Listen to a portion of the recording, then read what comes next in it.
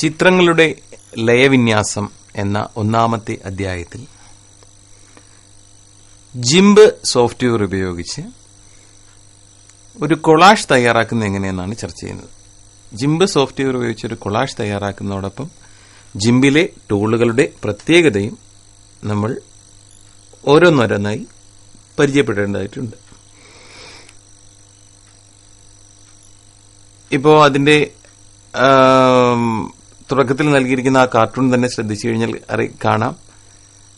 ഒരു higher secondary സ്കൂളിലെ വിദ്യാർത്ഥി ഒരു വന്യജീവിയുടെ പുറകെ പോകുന്ന രീതിയിലുള്ള രണ്ട് പടങ്ങളെ ബ്ലെൻഡ് ചെയ്തിരിക്കുന്നു.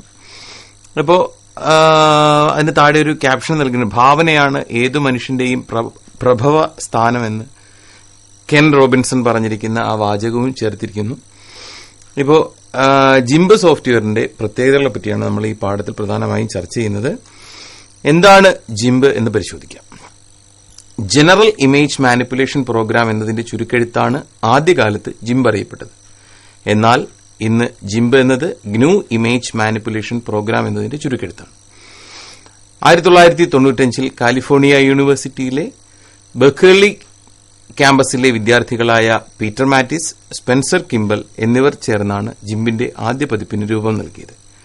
1986 സ്ഥാപിതമായ എക്സ്പെരിമെന്റൽ കമ്പ്യൂട്ടിംഗ് ഫെസിലിറ്റി XCF എന്ന സംഘടനയ്ക്ക് കീഴിലായിരുന്നു ഇവർ പ്രവർത്തിച്ചിരുന്നത്. ഇപ്പോൾ XCF എന്നത് ജിംബിന്റെ ഫയലുകൾ തയ്യാറാക്കുമ്പോൾ സേവ് ചെയ്യപ്പെടുന്ന തനത് ഫോർമാറ്റാണ്. ആ വാക്ക് XCF എന്ന വാക്ക് ഓർത്തു വെച്ചിരിക്കുക.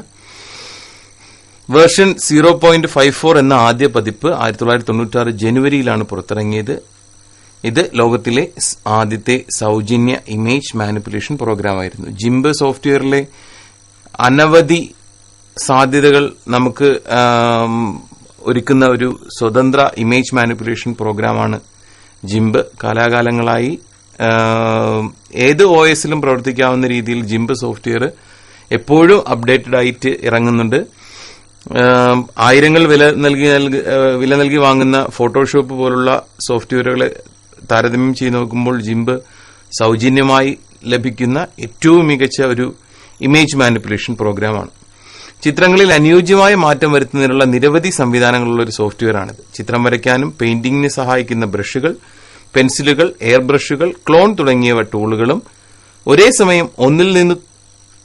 സമയം തന്നെ ഒന്നിൽ കൂടുതൽ ചിത്രങ്ങൾ ജിംബിലൂടെ തുറന്നു വയ്ക്കാനുള്ള സാധ്യത, പാളികളുടെയും ചാനലുകളുടെയും സാന്നിധ്യം, വിവിധ ട്രാൻസ്ഫോം ടൂളുകൾ, സെലക്ഷൻ ടൂളുകൾ തുടങ്ങിയവ ജിംബിന്റെ ചില സവിശേഷതകൾ മാത്രമാണ്. വിവിധ എക്സ്റ്റൻഷനുകളായ ഫോർമാറ്റുകളായ BMP, GIF, JPEG, MNG, PCF, PDF, PNG, PS, PSD, SVG, TIFF, TGA, XPM തുടങ്ങി നിരവധി ഫയൽ ഫോർമാറ്റുകളിലുള്ള ചിത്രങ്ങൾ ജിംബ് ഉപയോഗിച്ച് തുറക്കാൻ സാധിക്കും. Image editing. സോഫ്റ്റ്വെയർ സഹായത്തോടെ ചിത്രങ്ങൾക്ക് മാറ്റം വരുത്തുന്ന പ്രക്രിയയാണ് ഇമേജ് എഡിറ്റിംഗ്. കാടിനുള്ളിൽ പോവാതെ തന്നെ വന്യമൃഗങ്ങൾക്കിടയിൽ നിർഭയം നിൽക്കുന്ന നിങ്ങളുടെ ചിത്രം കമ്പ്യൂട്ടറിൽ തയ്യാറാക്കാൻ ഇന്ന് സാധിക്കും. ഇമേജ് എഡിറ്റിംഗ് സോഫ്റ്റ്വെയർ ഉപയോഗിച്ചാണ് ഇത്തരത്തിലുള്ള ചിത്രങ്ങൾ നിർമ്മിക്കുന്നത്. ഒരു ചിത്രത്തെ മുറിക്കാനും വലിപ്പം വ്യത്യാസപ്പെടുത്താനും നിറങ്ങൾ മാറ്റാനും ചിത്രം കൂട്ടിച്ചേർക്കാനും ഇത്തരം സോഫ്റ്റ്വെയർ പ്രയോജനപ്പെടുത്തുന്നു. അനിമേഷൻ നിർമ്മാണത്തിന് ആവശ്യമായ കഥാപാത്രങ്ങളെ സൃഷ്ടിക്കാനും ഇതേ ഇമേജ് എഡിറ്റിംഗ് സോഫ്റ്റ്വെയർ ഉപയോഗിക്കാം. ജിംബ്, ഫോട്ടോഷോപ്പ്, കൃത, പിക്കാസ, ഇമേജ് മാജിക് മുതലായവ ഇമേജ് എഡിറ്റിംഗ് സോഫ്റ്റ്വെയറുകളാണ്. ഇപ്പോൾ ഈ ക്ലാസുകൾ റെക്കോർഡ് ചെയ്യുന്ന ഈ സിസ്റ്റത്തിന്റെ ഡെസ്ക്ടോപ്പ് ബാക്ക്ഗ്രൗണ്ട് ശ്രദ്ധിച്ചു കഴിഞ്ഞാൽ ആ സ്ക്രീൻഷോട്ട് എടുത്ത് അതിൽ മാസ് ബ്ലോഗ് എന്ന ലോഗോയും ഒരു ഫോട്ടോയൊക്കെ ചേർത്തിരിക്കുന്നത് ജിംബ് സോഫ്റ്റ്വെയർ ഉപയോഗിച്ച് ചെയ്തിരിക്കുന്ന പ്രവർത്തനമാണ്. ഇപ്പോൾ ജിംബ് സോഫ്റ്റ്വെയറിന്റെ സാധ്യതകളെ പരിചയപ്പെടുന്നതോടൊപ്പം തന്നെ ജിംബ് സോഫ്റ്റ്വെയർ തുറക്കുന്നത് എങ്ങനെയെന്ന് നോക്കാം. Application, graphics, GIMP image editor എന്ന ക്രമത്തിൽ ജിംബ് നമുക്ക് തുറക്കാം. Application, graphics, GIMP image editor.